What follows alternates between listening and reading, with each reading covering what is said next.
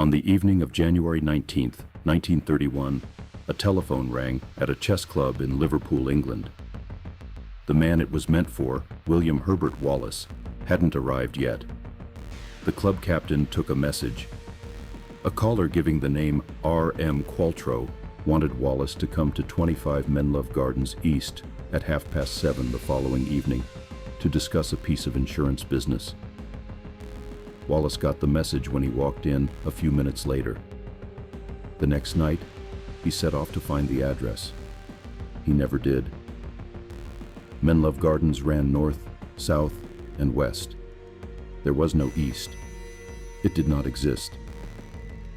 By the time Wallace had worked that out, after knocking on doors, stopping a policeman, asking a rent collector on the street, his wife Julia was already dead in the front parlor of their home 2 miles away. Liverpool in 1931 was a city of insurance men, trams, and tightly packed terraced streets still working through the economic strain of the interwar years. William Wallace, 52, worked as a collection agent for the Prudential, walking a regular round through the Anfield district to gather weekly premiums from working families. He and Julia had been married 18 years and lived quietly at 29 Wolverton Street, a small brick terrace house near Anfield Cemetery. Neighbors described the couple as reserved and private, keeping mostly to themselves. William's one regular social outlet was the Liverpool Central Chess Club, where he played most Monday evenings. It was an ordinary life in an ordinary place, the kind of setting where a violent death, when it came, felt entirely out of proportion to its surroundings. The message left at the chess club set the case in motion. Wallace told the club captain, Samuel Beatty, that he didn't recognize the name Qualtrough. Beatty suggested he keep the appointment anyway, since business was business. The following evening, Tuesday the 20th, Wallace left home around 6:45 p.m., later telling police he had discussed the appointment with Julia beforehand and that she'd bolted the back gate behind him as he left, as she usually did. He caught 3 separate trams to reach the Mossley Hill district, then spent close to 3/4 of an hour asking residents, a newspaper seller, and a police constable where Menlove Gardens East might be. No one could tell him because it wasn't there. While Wallace was out searching for an address that didn't exist, a milk delivery boy named Alan Close called at 29 Wolverton Street between roughly 6:30 and 6:37 p.m. Julia Wallace answered the door and took the milk in. It was the last confirmed sighting of her alive. Wallace made his way home and arrived close to 8:45 p.m. He told police he'd had trouble getting inside. The front door seemed locked from within, and the back door, which he tried next, appeared to stick. He fetched a neighbor, Douglas Metcalf, and a nearby couple, John and Florence Johnston, before finally forcing his way in through the back. Inside, in the front parlor, he found Julia's body. She had been beaten to death, her skull fractured by repeated blows.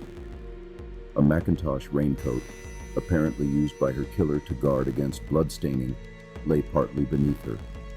No weapon was ever recovered, though an iron bar normally kept in the house could not be accounted for afterward. There was no sign of forced entry anywhere in the house. In the kitchen, Wallace found a locked cash box that he used for his insurance collections had been forced open, with about 4 pounds missing. Yet Julia's own handbag, sitting nearby on the kitchen table, had not been touched.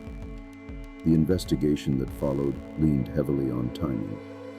Detectives worked out how long it would take to walk briskly from Wolverton Street to the tram stop where witnesses placed Wallace that evening and concluded the window was extremely tight, arguably almost too tight for him to have committed the murder, cleaned any trace of blood from himself, and still caught his tram, though not strictly impossible.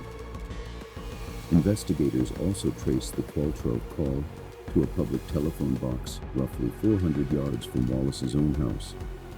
Depending on how that detail is read, it either suggests Wallace placed the call himself to construct an alibi, or that a real caller deliberately used a box in Wallace's own neighborhood, which would only make sense if that caller specifically wanted Wallace out of the house at that hour the following evening. No fingerprints, no murder weapon, and no eyewitness placed Wallace at the scene at the time of the killing. He was arrested on February 2, 1931, 13 days after Julia's death, and stood trial at Liverpool Assizes that April. The prosecution's case rested almost entirely on circumstantial reasoning, the improbability of Wallace's account, the narrowness of the timeline, and the theory that he had engineered the phone message himself. The defense argued that no physical evidence tied him to the room where Julia died, and that the Crown had never produced a workable account of when, exactly, he could have killed her, cleaned himself, and disposed of any bloodied clothing without anyone noticing.